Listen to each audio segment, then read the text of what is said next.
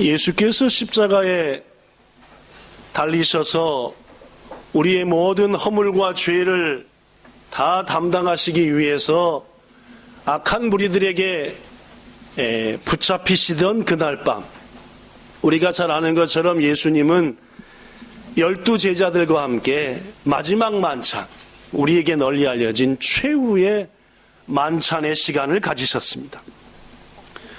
예수님은 그 만찬의 시간, 길진 않았을 겁니다. 저녁 시간부터 시작됐다 하더라도 길어야 4-5시간. 그 짧은 시간에 예수님께서는 여러 가지 본과 여러 가지 말씀과 교훈을 우리에게 주셨는데, 그 첫 번째가 제자들의 발을 씻어주면서 섬김의 본을 보이셨습니다. 갑자기 식사를 하시려다 말고 자리에서 일어나셔서 대야에다가 물을 준비하시고 그 제자들의 발을 하나하나 씻으시면서 이렇게 말씀했습니다. 여기 써진 대로 내가 주와 선생이 되어 너희의 발을 씻었으니 너희도 서로 발을 씻어주는 것이 옳으니라. 내가 너희에게 행한 것 같이 너희도 행하게 하려 하여 본을 보였노라 라고 말입니다. 여러분과 제가 잘 아는 것처럼 유대인들에게 있어서 식사하기 전에 발은 누가 씻겨줍니까? 종이요. 누구요? 네, 섬기는 자, 가장 낮은 자가 씻겨줍니다. 네. 유대인들은 반드시 정결케 하고 음식을 하나님이 주신 것을 받았습니다. 근데 종이 하는 것을 예수님이 하셨습니다. 발을 씻으면서 말입니다. 사랑하는 성도 여러분, 여러분과 저가 이 땅에서 예수님처럼 섬기는 자 되기를 예수님 이름으로 부탁합니다.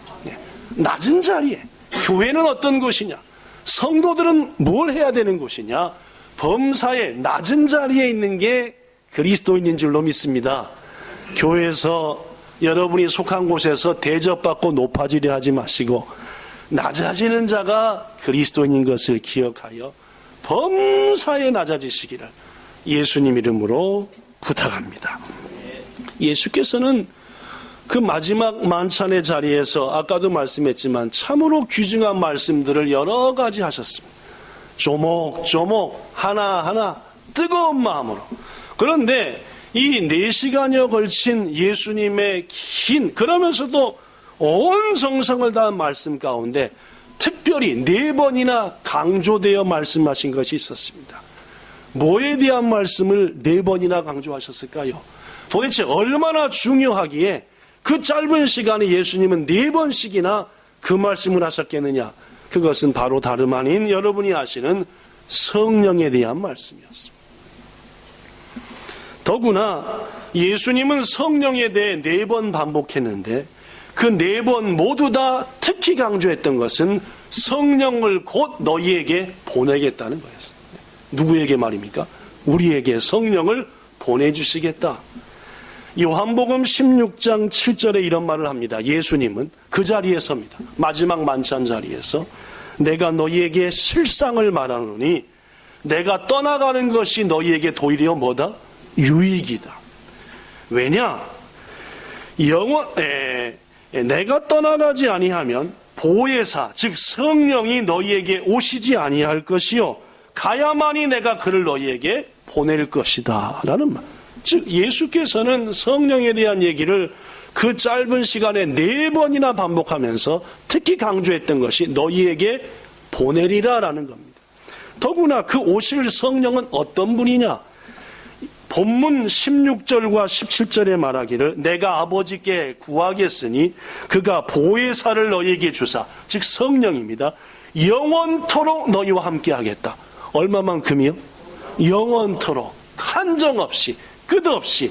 더구나 그는 진리의 영이 있어서 세상 사람들은 능히 그를 받지도 못하고 보지도 못하고 아무것도 알지도 못하지만 너희는 그를 알게 될 것이다. 누구를? 성령을 말입니다. 더구나 그 성령은 너희 속에 영원히 거할 것이고 너희 속에 영원히 계실 것이다 라고 했습니다. 그렇습니다. 여러분, 예수님께서 여러분과 저에게 우리 속에 보내신 성령, 그 보혜사 성령님의 은혜가 오늘도 여러분에게 충만히 임하기를 예수님 이름으로 다시금 축복합니다.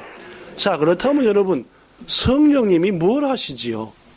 성령께서 하시는 일들은 과연 어떤 것들입니까?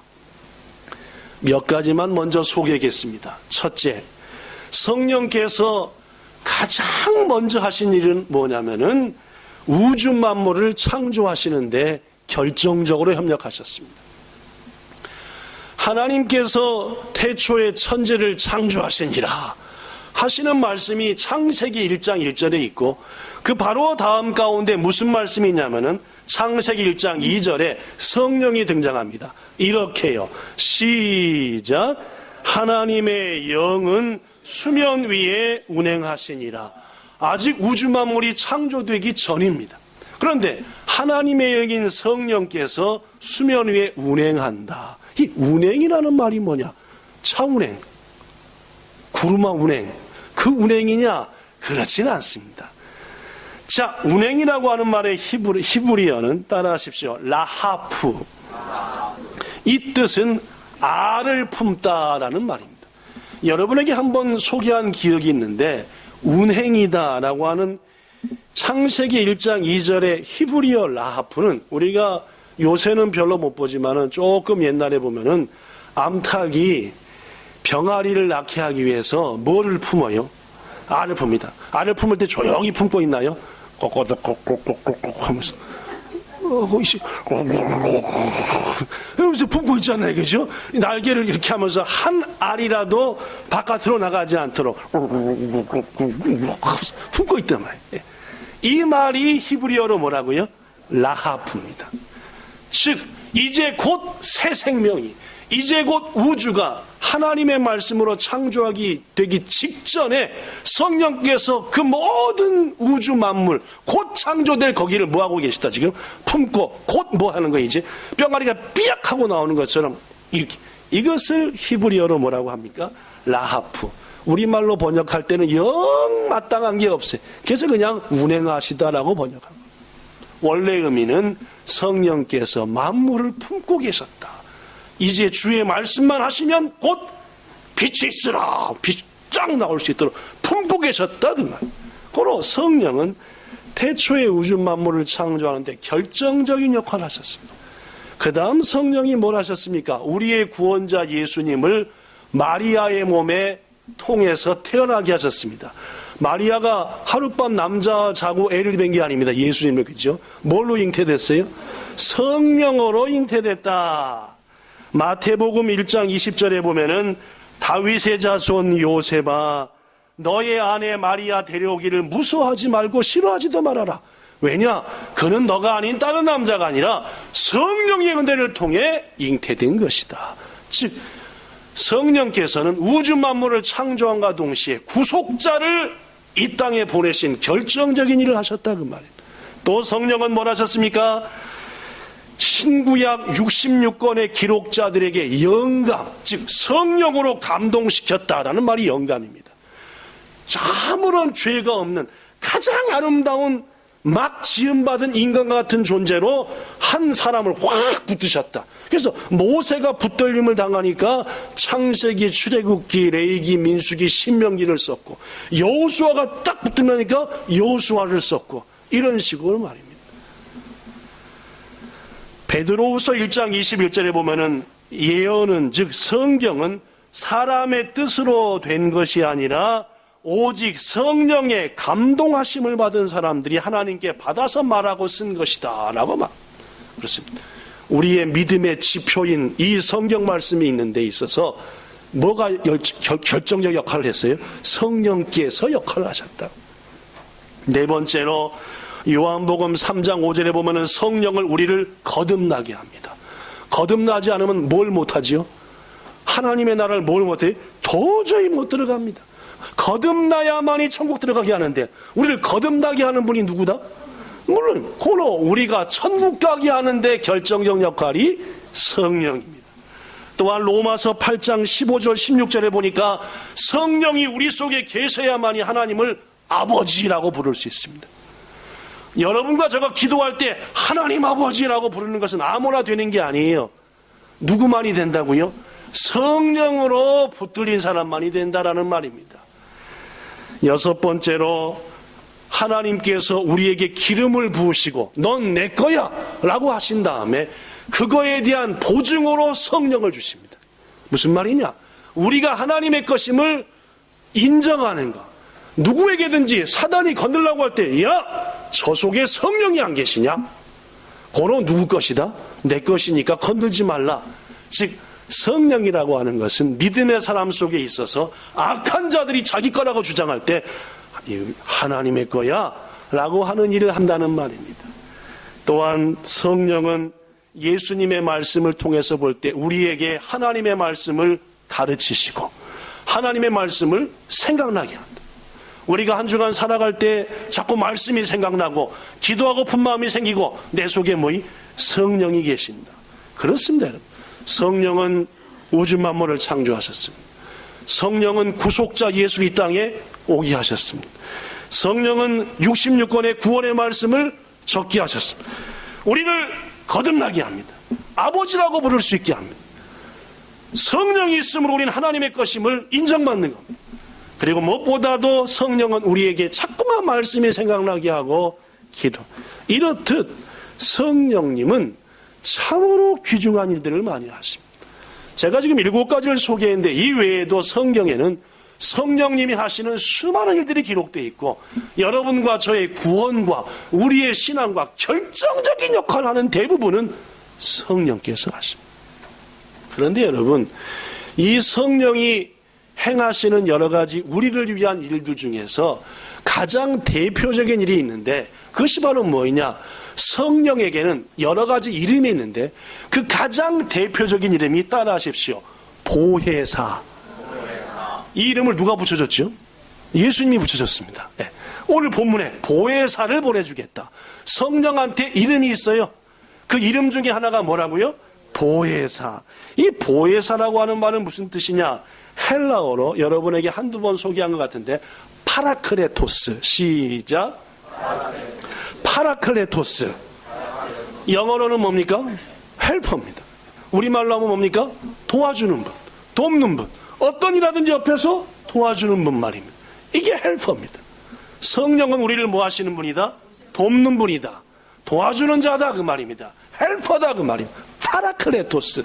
이게 바로 그 뜻입니다. 사랑하는 성도 여러분, 여러분의 모든 삶 속에서 여러분과 함께 하시는 성령님의 은혜와 도우심을 항상 구하여서 성령께서 도우셔서 이기시고 감당하시고 승리하시기를 축원합니다.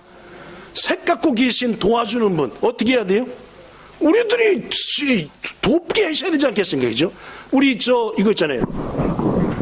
이게 뭡니까? 알라딘이 뭐 하는 거예요 지금? 펑! 주인님 뭐가 필요하십니까?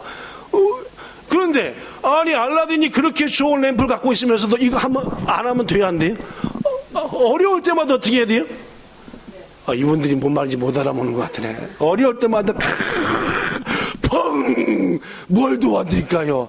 우리 속에 알라딘의 마술 속에 있는 그것보다 더 센 누가 계시다? 물론입니다. 우주 만물을 지으시고 예수님이 이 땅에 보내시고 우리를 하나님이라고 아버지라고 부를 수 있는 성령이 우리 속에서 뭐 하시려고? 우리를 뭐 하시려고? 도와주시려고 대기하고 계시니 도움을 구하자 그 말입니다. 한국의 한 크리스찬 잡지의 통계에 의하면은 사람이 예수를 믿은 다음에 크리스찬이 되어서 가장 어려운 게 뭐든가. 이제 신앙생활 한 지 얼마 안 돼갖고 가장 어려운 거, 영 부담되는 거 이게 뭐인가라고 물어봤더니 둘 중에 하나가 기도라고 대답했습니다. 야, 기도 참 어렵습니다. 기도 어려워요. 더구나 구역 모임할 때 기도를 시키면 하늘이 노래진대요. 물론 저도 노란 적이 수없이 많았었어요. 고등학교 때 교회 이제 고등부 임원이 돼가지고 예배를 인도하려다 보니까 사회도 봐야 되고 하는데 차라리 사회가 편해. 뭐가 힘들어요? 이 대표기도는 제발 안 들어왔으면 좋겠어요. 그냥 사회는 쭉쭉쭉쭉 하면 되는데 대표기도는 그냥 바들 떨면서. 얕은 기도가 어렵습니다.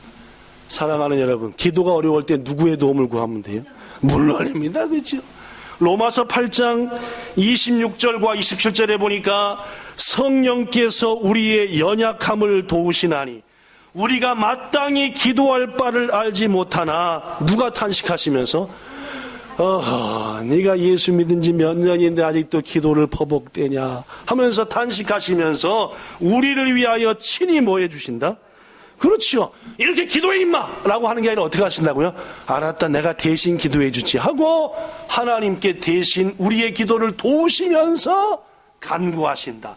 마음을 살피시는 이가 성령의 생각을 아시나니, 즉 하나님께서 성령의 마음을 아시니 성령이 하나님의 뜻대로 우리들을 위하여 간구한다 라고 로마서 8장은 말. 즉 성령께서 가지신 이름 중에 대표자가 뭐인데? 헬퍼인데, 보혜사인데, 그 보혜사께서 특히 우리를 도와주는 것 중에 하나가 뭐이라고요? 지금 뭔 얘기하고 있는데요? 기도다 그 말입니다. 고로 성도 여러분, 난 기도 못해요.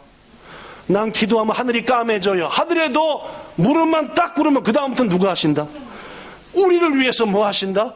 그냥 기도가 아니라 하나님께 간절히 간구하신다. 그 응답 누리시기를 축복합니다. 더구나 제가 지금 여러분에게 비교적 잔잔하게 성령을 얘기하고 있지만 실은 성령님은 불입니다. 성령은 강력한 파워를 갖고 있어요. 엄청난 힘이 있다는 말입니다. 그래서 성령 충만한 사람은 일당백 일당천이. 성경에도 볼 때도 그렇고 이제까지 기독교 역사를 통해서 볼 때 어떤 사람이 성령 충만한 사람이 기적을 일으켰습니다.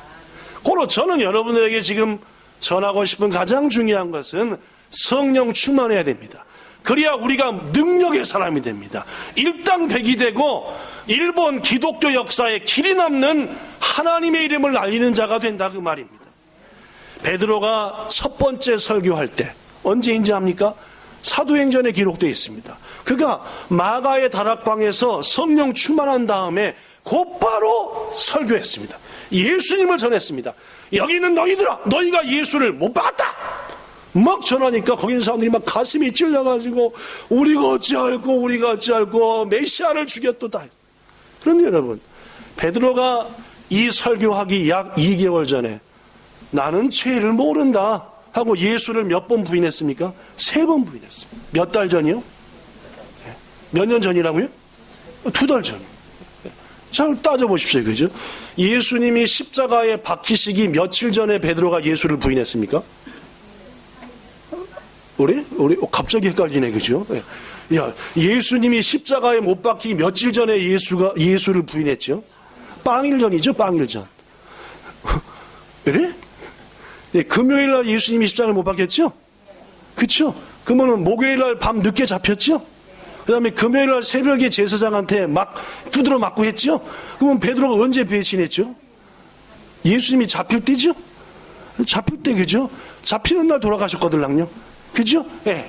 자, 그러니까 예수님이 부활하기 며칠 전에 예수님을 부인했습니까? 부활하기 며칠 전? 3일 전. 그러면 예수님이 제자리가 며칠 계셨죠? 40일, 그죠? 그러면 43일이다, 그죠? 그럼 예수님이 가신 다음에 며칠 있다가 성령이 왔죠? 열흘, 그죠? 그러니까 토탈 며칠입니까? 예수님을 딱 안면 몰수한 데로부터 베드로가 성령 받을 때까지 며칠 걸렸어요? 53일. 나가 바로 설교했습니다. 그러니까 며칠 만에 지금 설교한 겁니까? 그러니까 약 2달 만에, 그죠? 약 2달. 자, 2달 전에 안면 몰수하고 막 저주했던 베드로가 지금 2달도 안 돼갖고 예수를 죽인 무리들 앞에서 막 예수를 막. 이유는 딱 한 가지라 그랬죠? 물론입니다. 그가 부활하신 예수님을 통해서 보내주신 성령 충만함을 받았기 때문이다 그 말입니다. 성도 여러분, 여러분과 저도 성령 충만하면 어제까지 못했던 일이 오늘은 되는 줄로 믿습니다. 어제까지 꽁무니 메고 2달 전까지 도저히 방법이 안 나왔던 것이 오늘은 된다 그 말입니다. 이걸 베드로가 체험했고 수많은 믿음의 선배들이 체험한 바입니다.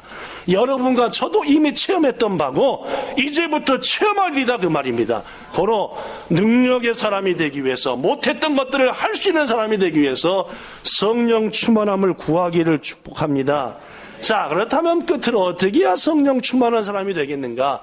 첫째, 여러분과 저가 성령 충만을 받는 데는 참 쉽습니다. 왜냐?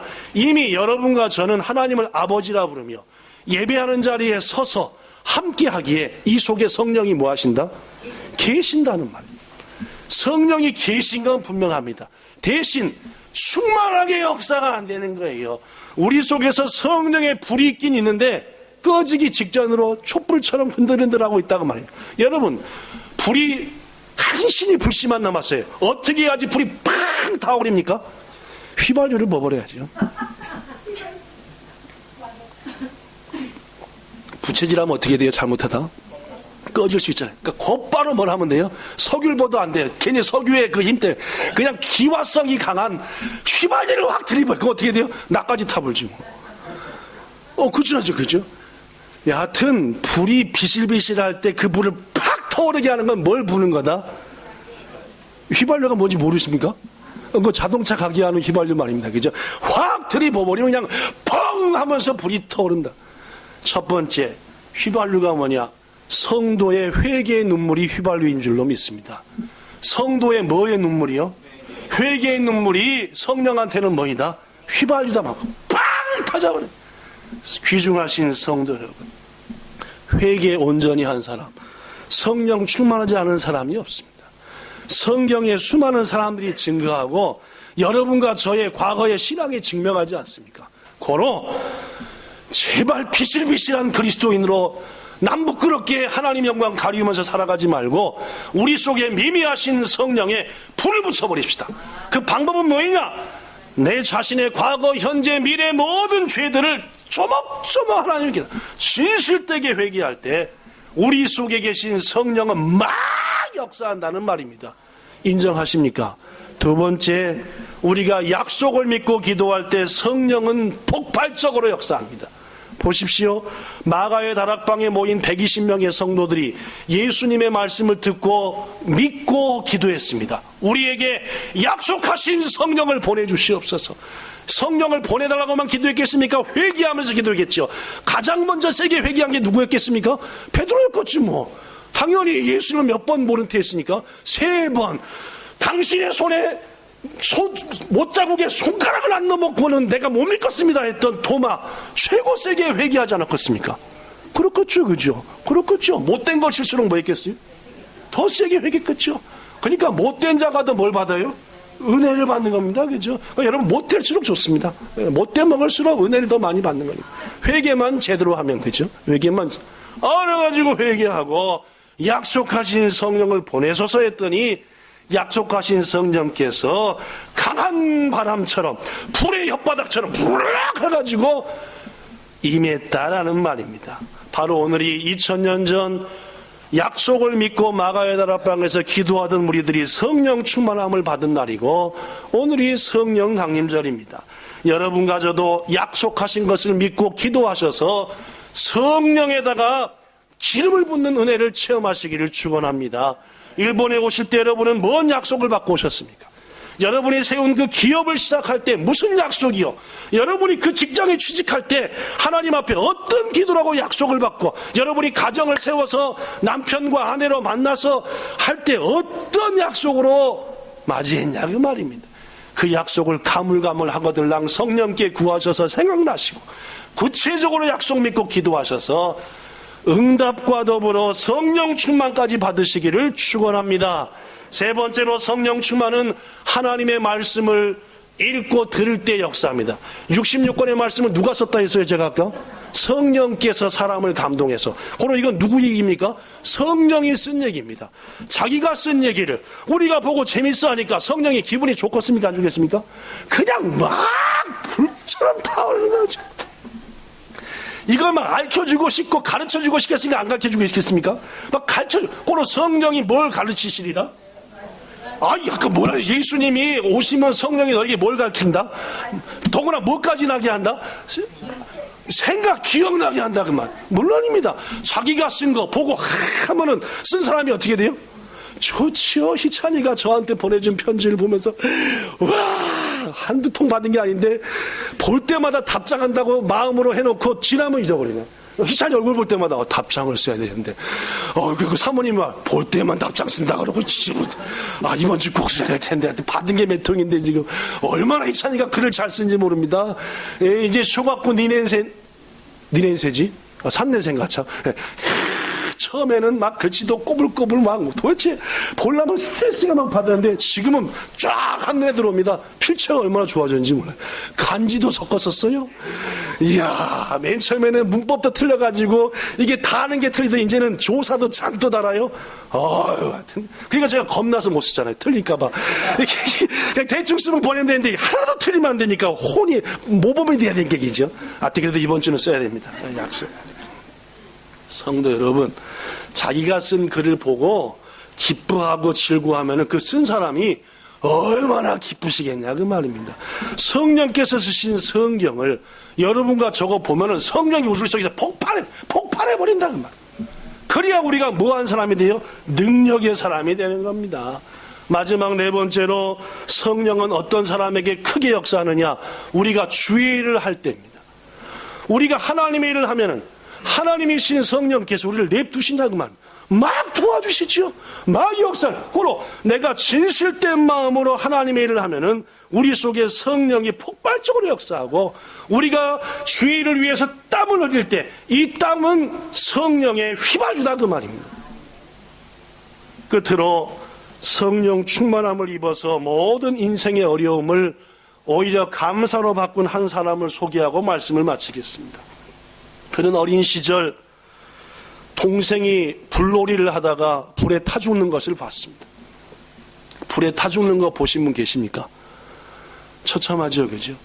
저는 최근에 한 3번쯤 본 것 같은데 최근에 불에 타 죽는 거 본 것은 우리 고토 겐지라고 하나님을 잘 믿는 일본의 저널리스트였는데 이라크 지역에 가가지고 요새 한참 못된 짓 하는 이슬람 국가에 붙들려서 지난번에 처형된 거 아시지 않습니까? 그죠? 처형됐습니다. 그때 당시에 거의 며칠 차이로 처형된 한 사람이 있습니다. 시리아의 공군 전투 비행사입니다. 시리아의 공군기를 조종했던 전투 비행. 이게 못된 것들을 이렇게 없애버리려고 이렇게 폭탄을 투하다 어떻게 잘못돼서 비행기가 추락해서 그 이슬람 국가의 포로로 붙잡혔는데 어떻게 처형한지 아시죠? 이 동영상 인터넷으로 다 나와서 그거 보고 막 소름이 끼쳤습니다. 얼마나 처참하게 사람을 죽이는지. 어떻게 했어요? 이만한 그 감옥같이 생긴 왁구에다가 그 사람을 놔두고 어떻게 했죠? 불로 태워 죽였습니다. 아주 너무너무 처참하고 사람이 불에 타 죽는 모습을 보면은 막 기가 막히다. 그런데 제가 소개하는 이분은 어릴 적에 동생이 우린 참 어릴 적에 불놀이 많이 했습니다. 그죠? 특히 정월 대보름 전에는 하여튼 깡통이랑 깡통은 다 어서 가져다가 또 남자들은 돌인데 끝이 나고 어떻게 했죠? 그렇죠. 하늘을 향해서 팍! 제가 한번 얘기했잖아요. 논에다가 쌀 다 하고 쌀 다 하고 볕단 놔둔 거 그죠? 그거 뭐 주로 많이 쓰죠? 소 염을 주려고 쓰잖아요. 그죠? 모르시는 분도 많네, 그죠? 소밥을 줍니다, 그걸로. 소밥을 소가 최고 좋아하는 것 중에 하나. 근데 불깡통을 돌리다가 막 굴 떨어뜨려버렸네, 내가. 끌라고 했는데 도저히 안 돼. 도망갔죠. 그 후로 잡으러 오면은 자수하려고 했는데 잡으러 오진 않으셔서 하여튼 아직까지도 안 잡히긴 했지만 하여튼 제가 회개합니다. 불깡통 돌리다가 그 쌓아놓은 그 소 염을 쓸 밥을 그다음에 그 옛날에 지붕에다 초가집에다 다시 새로 올리려고 다 놔두잖아요, 그죠? 저만 쳐다보는 분들 계시네. 그런 게 있어요. 여하튼 이분은 그런 일을 하다가 동생이 불에 타 죽는 것을 봤다. 얼마나 두려웠겠습니까? 더구나 또 다른 동생 하나가 집 근처에 있는 벌목장에서 나무가 무너져 그 나무에 깔려 죽는 것도 어릴 적에 목격했습니다. 이렇게 동생 둘을 잃었습니다. 얼마 후에 전쟁이 일어나 어머니와 세 형님들, 아버지, 공산당에게 처참하게 총살당하는 것도 봤습니다. 자기 역시 전쟁 속에서 수없는 죽음의 길을 넘겼고 그의 어릴 적은 꿈만 꾸면 죽는 꿈이었대. 동생이 처참하게 불에 타 죽는 꿈, 부모님이 총살당하는 꿈, 너무너무 괴로운. 고등학교 교감으로 봉직하던 동생이 10살에서 16살까지 딸만 넷을 낳았는데 그 딸 넷을 남겨두고 간암으로 죽어서 형밖에 없어 부탁해 하는 것도 지켜본 사람이 이분입니다. 그 후에 1년이 지난 후에는 자신의 딸 역시 위암으로 고생하다가 어린 두 손주, 여자 두 손주를 남겨두고 또 죽고 말았습니다. 그 다음에는 동생이 재수가 죽고 막내 동생 강경화로 죽고 결국은 고아원을 차려야 될 정도로 수많은 후손들을 남겨두고 혼자 그 모든 것들을 들쳐매고 그분이 이 글을 쓸 때는 60살이었습니다. 여러분, 만약 이런 상황 중에 여러분과 저한테 하나나 두 가지라도 겹친다면 우리는 너무너무 기가 막혀서 자리에서 일어나지도 못했을 것입니다. 그분이 60살의 나이에 이런 글을 썼습니다. 정직하게 고백하면 나는 하나의 얼굴로는 웃고 또 다른 얼굴로는 운다. 내 영은 즉 또 한 얼굴인 주님을 찬양하고 기뻐하고 감사하고 깊은 곳에서 샘물같이 환희가 솟는다. 그러나 또 다른 얼굴, 그 마음의 하늘에서는 지금도 비가 끊임없이 내리고 있다. 옆을 보면 정신착란증에 걸릴 것 같고 위를 보면 현기증이 난다. 내 안을 들여다보면 죄와 추한 것들밖에 없고 과거는 회한과 슬픔뿐이고 미래는 불확실한 것밖에 없다. 60평생을 돌아보니까 기가 막힌 것 투성. 그러나 하나님의 은혜로 하나님을 알아서 한편으로는 기쁘지만 한편을 생각하면은 막 정신착란증에 걸릴 것 같다. 그는 계속 말합니다. 그러므로 나는 주님만을 바라봐야 한다. 아무리 과거가 더럽고 아프고 서러워도 내일과 미래는 때묻지 않은 페이지, 무한한 잠재적 가능성, 시집을 가는 처녀처럼 새날을 맞이하며 새 집에서 새 살림 꾸려 새 사랑으로 살자. 즉 영원한 천국을 지금 막 소망하는, 한 발짝 한 호흡 주님을 사랑하며 창세기의 첫날처럼 날마다 영원한 사랑으로 살자. 지금 나에게 깊은 위로와 감사와 찬송과 평안이 있다. 그러나 그것은 나에게서 나온 것이 아니다. 지금 내 속에 계신 성령의 은혜로 내게 임하는 것이다 라고요. 즉 이분이 고백하는 게 뭡니까? 나의 모든 삶을 너무너무 고통스럽고 지금도 미쳐버릴 것 같지만은 그러나 내 속에는 하나님 주시는 평안은 있다는 성령의 은혜로서 임한다. 이 이야기는 2009년 85살의 나이로 하나님의 부름을 받은 전 CCC의 김준건 박사라고 하는 유명한 목사님의 이야기입니다. 사랑하는 성도 여러분, 오늘 성령 강림절을 맞아 우리들에게도 이 김준건 목사님 같지는 않지만 눈앞에 닥친 어려운 상황들이 있습니다. 부모님의 건강 때문에, 힘든 직장생활과 보이지 않는 미래 때문에, 자신 있던 건강도 이제는 예전 같지 않은 것 때문에, 또한 자신 혹은 자녀의 건강으로 인해서 힘들어하는 시체들도 우리 가운데는 있습니다. 물질의 압박은 물론 인간관계 역시 우리를 힘들어하게 합니다. 성도 여러분, 지금이야말로 성령의 은혜가 필요한 때인 줄로 믿습니다. 성령님의 능력으로 우리는 이 모든 것을 이겨낼 힘을, 돌파구를 가질 수 있습니다. 우리 이 성령님을, 그리고 성령 충만함을 사모합시다. 말씀 마칩니다. 성령님은 우리를 위로하시고 도와주시는 분입니다. 성령은 세상이 줄 수 없는 평안을 우리에게 주실 수 있는 분이고, 성령님은 여러분과 저를 푸른 초장으로 잔잔한 물가로 인도해 주실 수 있는 분입니다. 그분은 결코 우리를 떠나지 아니하시고 하나님 나라까지 함께 하실 것입니다. 우리의 마음이 지쳐서 기도할 수도 없고 우리의 눈물에서 눈물이 막 흘러내릴 때에도 우리의 그 연약함을 아시고 성령님은 우리를 품으시고 암탉이 병아리들을 품듯이 말입니다. 우리를 위해서 대신 기도해 주시는 분이 바로 성령님입니다. 사랑하는 성도 여러분, 이번 한 주간 그 성령의 충만함을 위해서 기도합시다. 어떻게 해야만이 성령의 충만한지 오늘 저는 여러분에게 4가지를 얘기했습니다. 한 주간도 무엇보다도 회개하시고 무엇보다도 말씀을 가까이 하셔서 성령 충만하여 능력의 사람으로 변화되시고 평강의 은혜가 체험되시기를 주 예수님 이름으로 축복합니다. 기도하겠습니다. 좋으신 하나님, 2000년 전 마가의 다락방에 성령 충만함으로 응답하신 주님, 오늘 귀한 주연 입사님의 기도처럼 오늘 말씀처럼 우리에게도 충만한 성령 주시옵소서. 약속을 믿고 기도하는 자에게, 하나님의 말씀을 붙들고 그 말씀대로 살고자 하는 자에게, 간절히 회개하는 자에게, 무엇보다도 주의 일을 감당하며 땀을 흘리는 자에게 성령 충만함을 주시는 주여, 이번 한 주간 우리가 성령의 사람이 되어 뒤나미스의 능력을 가지고 이 어두운 세상, 이 힘든 하루의 삶을 이겨내며 승리로, 기적으로 바꾸게 하여 주옵소서.